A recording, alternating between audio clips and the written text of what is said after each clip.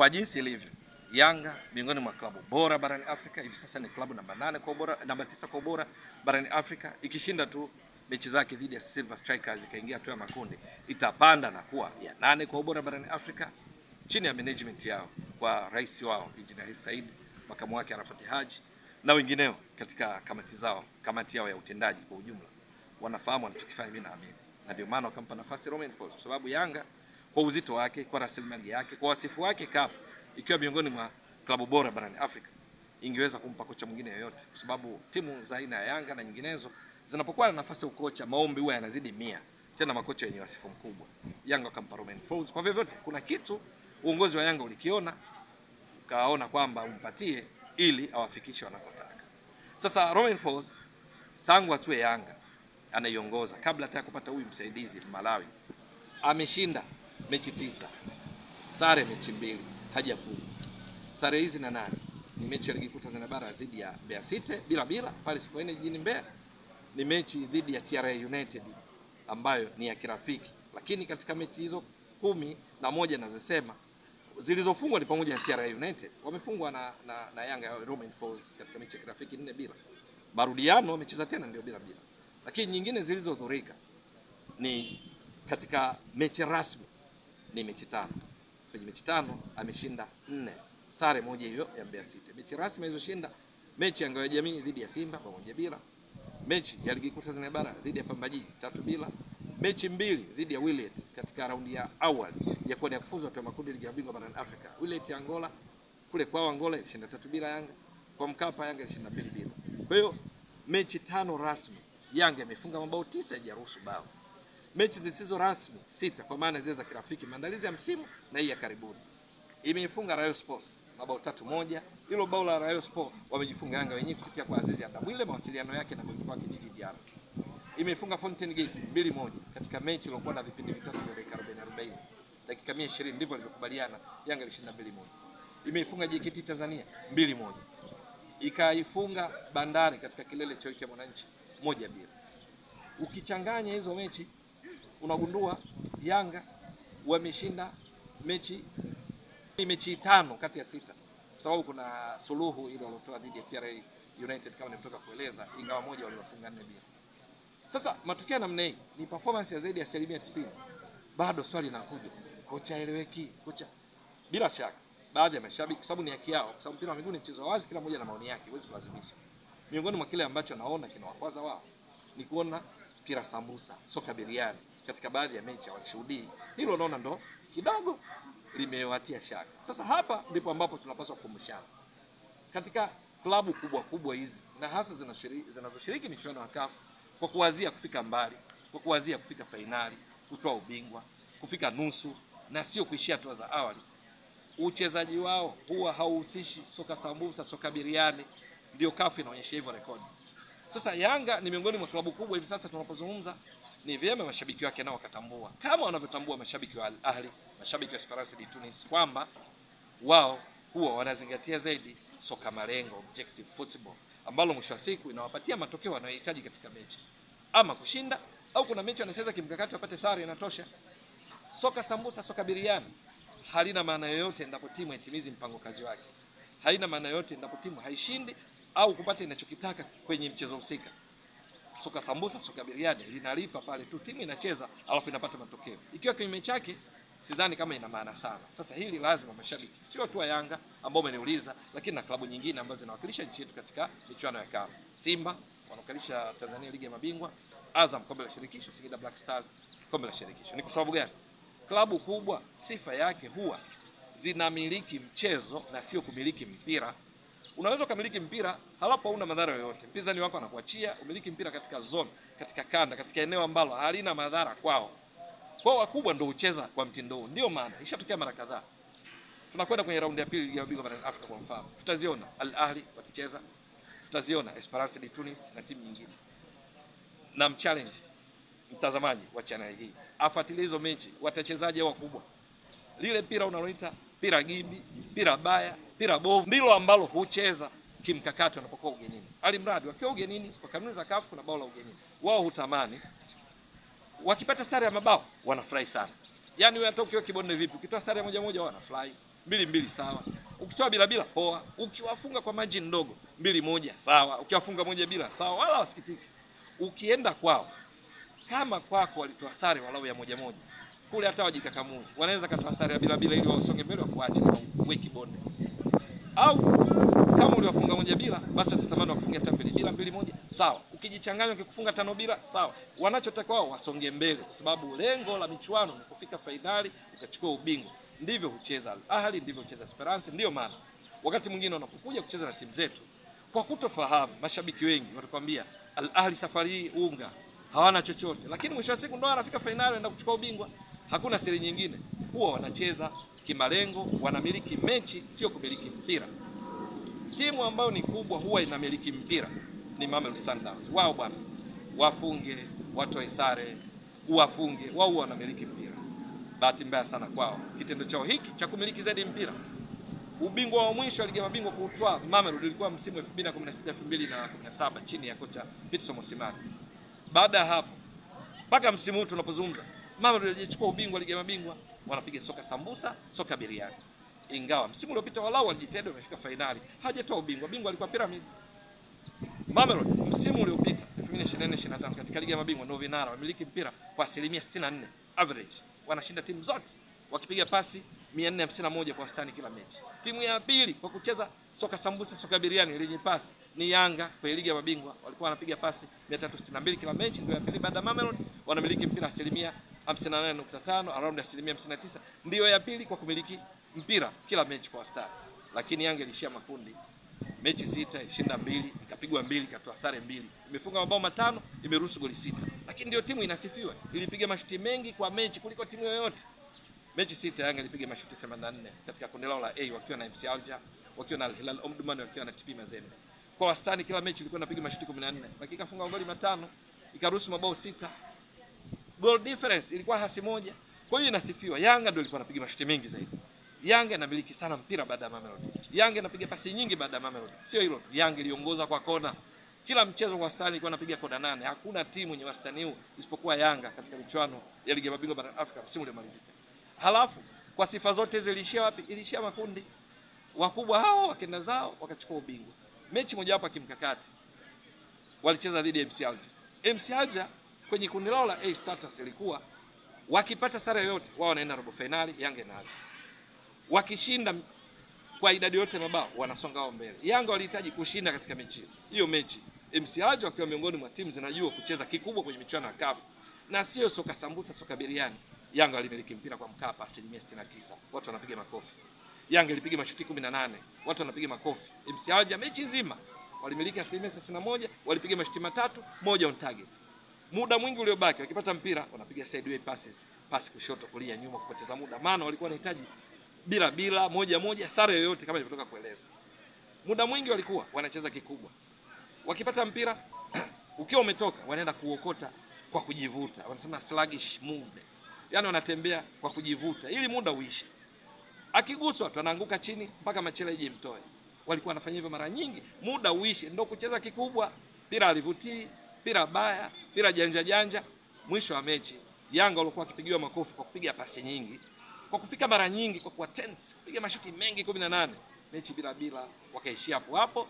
Soka sambusa, soka biriani wanapiga makofi, wameishia hapo. Mechi na Al Hilal Omdurman kwa Mkapa, Yanga walimiliki mpira zaidi ya 60%, wanapigiwa makofi. Wakati wa Al Hilal Omdurman ikifundishwa na Flora Ibenge, hivi sasa yuko Azam, mzoefu wa mechi za kafu, akawaangalia tu Yanga mechi nzima wakapiga mashuti 15. Al Hilal mechi nzima walipiga mashuti 5 tu. On target Yanga mashuti 5. Al Hilal mashuti 2.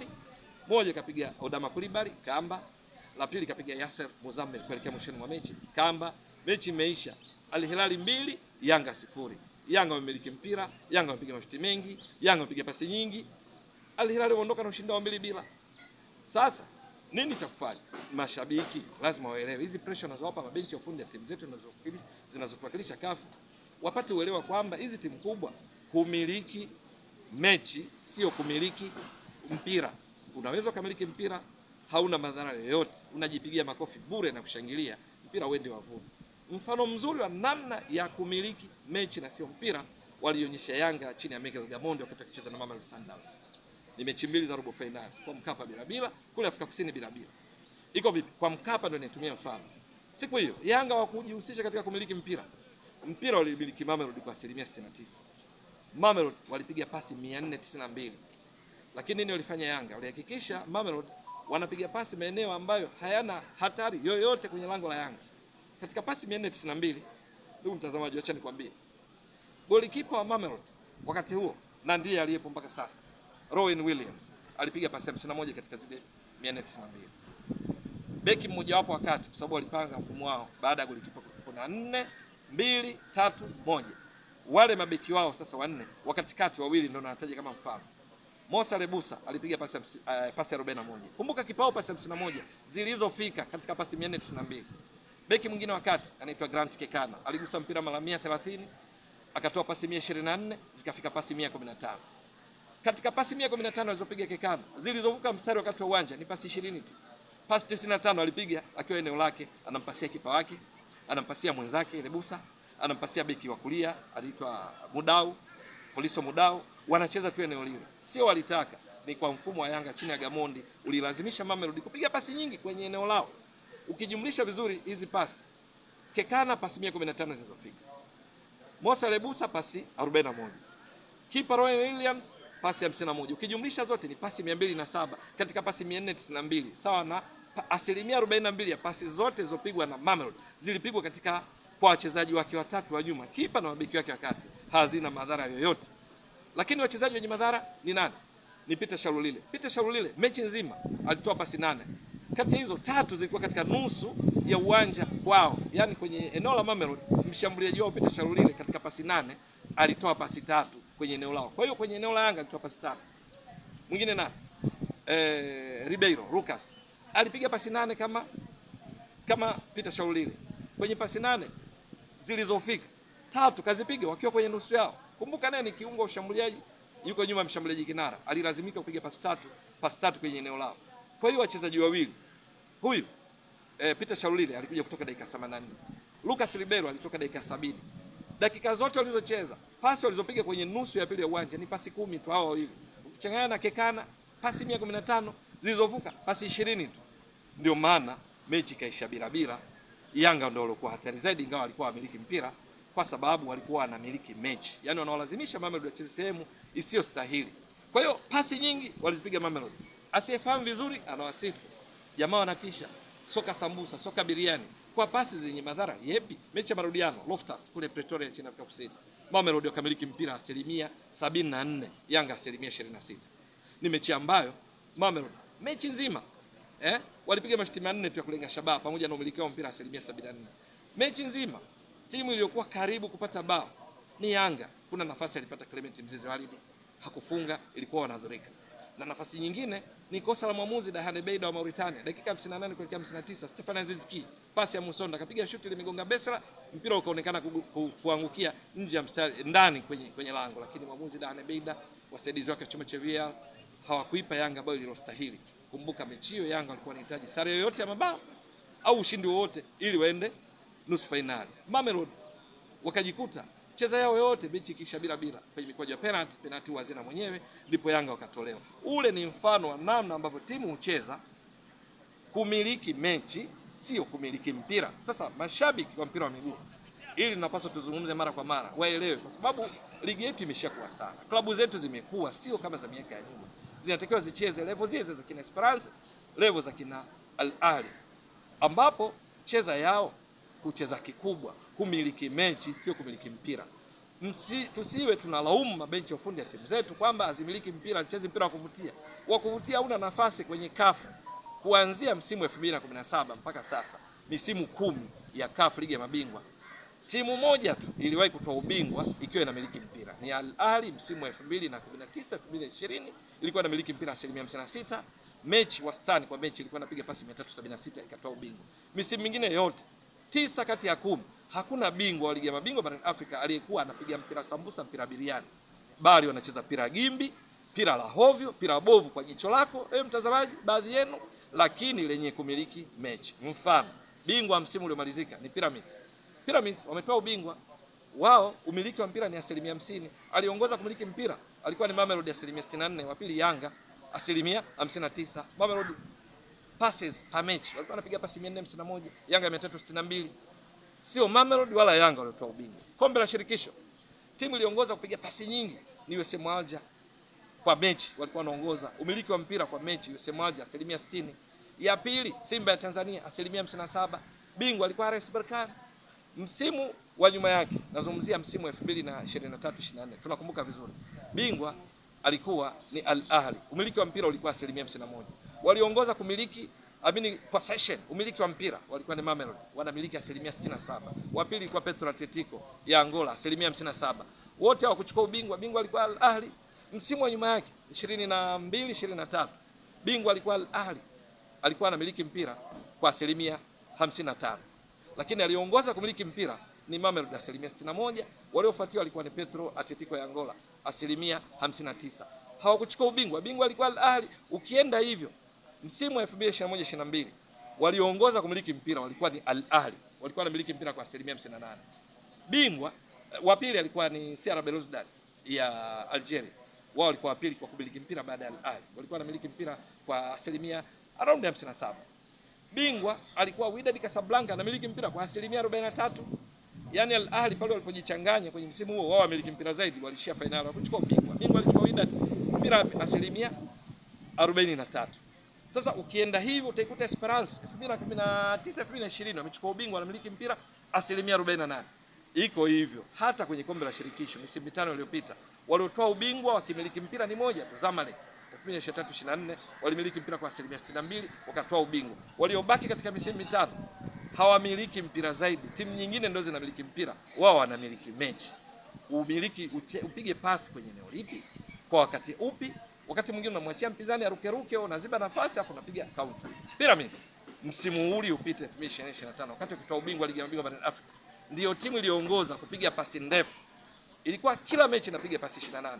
Katika mechi 12 imepiga pasi 236 ndefu kwenda kwa kina Mayele, kwenda kwa kina Ibrahim Adel, kwenda kwa kina Ramadhani Sobi, wakatoa ubingwa ligi ya mabingwa barani Afrika. Sio kwa kumiliki mpira, ni kwa kumiliki mechi. Mashabiki lazima wafahamu hilo ili wasiendelee kunyoshia vidole makocha pale wanapopata matokeo, lakini wachezi wa mpira unaitwa mpira sambusa, mpira biriani. Hiyo ni ishara ya timu ambazo bado hazijawa matured enough, hazijapevuka bado kwa mpira wa CAF.